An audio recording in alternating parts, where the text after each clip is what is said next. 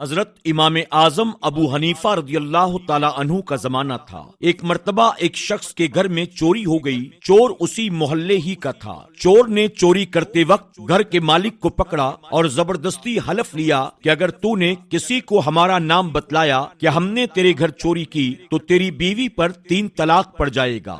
اس بیچارے نے مجبوراً طلاق کا حلف لے لیا اور چور اس کا سارا مال لے کر چلے گئے۔ اب وہ بہت پریشان ہوا کہ اگر میں چور کا پتہ بتلاتا ہوں تو مال تو مل جائے گا مگر بیوی نکاح سے نکل جائے گی، اور اگر چور کا پتہ نہیں بتلاتا تو بیوی تو نکاح میں رہے گی لیکن گھر کا سارا مال چلا جائے گا۔ چنانچہ مال اور بیوی میں تقابل پڑ گیا کہ یا تو مال رکھے یا تو بیوی۔ وہ بڑی الجھن کا شکار تھا، کسی سے کہہ بھی نہیں سکتا تھا کیونکہ چور نے اس سے عہد لے رکھا تھا۔ چنانچہ وہ شخص حضرت امام اعظم ابو حنیفہ رضی اللہ تعالی عنہ کی مجلس میں حاضر ہوا۔ وہ بہت غمگین، اداس اور پریشان نظر آ رہا تھا۔ امام صاحب نے فرمایا کہ آج تم بہت اداس ہو، بھلا کیا بات ہے؟ اس شخص نے کہا پریشانی تو بہت ہے لیکن میں آپ سے کہہ نہیں سکتا۔ امام اعظم ابو حنیفہ رضی اللہ تعالی عنہ نے فرمایا آخر کچھ تو بتاؤ۔ اس نے کہا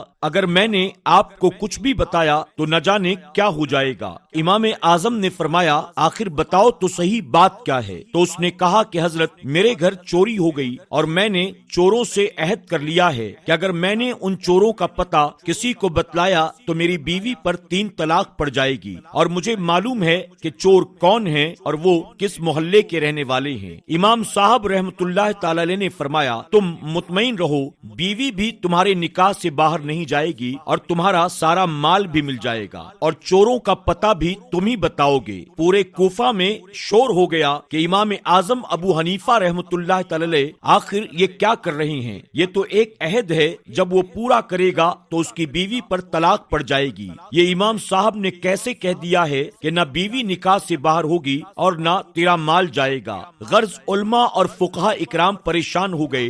امام اعظم نے فرمایا کل نماز ظہر میں تمہارے محلے کی مسجد میں آ کر پڑھوں گا۔ چنانچہ امام صاحب نماز ظہر میں تشریف لائے، وہاں ظہر کی نماز ادا کی، اس کے بعد اعلان کر دیا کہ مسجد کے دروازے بند کر دیے جائیں اور کوئی باہر نہ نکلے۔ اس وقت مسجد میں موجود لوگوں میں وہ چور بھی موجود تھے۔ آپ نے مسجد کا دروازہ کھول دیا اور ایک طرف خود بیٹھ گئے، ایک طرف اس شخص کو کھڑا کر دیا، اور آپ نے فرمایا ایک ایک آدمی کو باہر نکالا جائے گا، جو چور نہ ہو تو اس کے متعلق کہہ دینا کہ یہ نہیں ہے، اور جب تمہارے گھر کا چور نکلے تو خاموش رہنا، تمہیں کچھ کہنے کی ضرورت نہیں ہے۔ چنانچہ جو چور نہیں ہوتے ان کے متعلق وہ کہتا جاتا یہ نہیں ہے، یہ بھی نہیں، اور جب اس کے گھر کا چور باہر نکلتا تو وہ خاموش رہتا، کوئی جواب نہ دیتا، گویا اس نے کچھ کہا ہی نہیں، اور ایک ایک کر کے اس کے گھر کے سارے چور پکڑے گئے۔ چنانچہ چور بھی گرفتار ہوئے،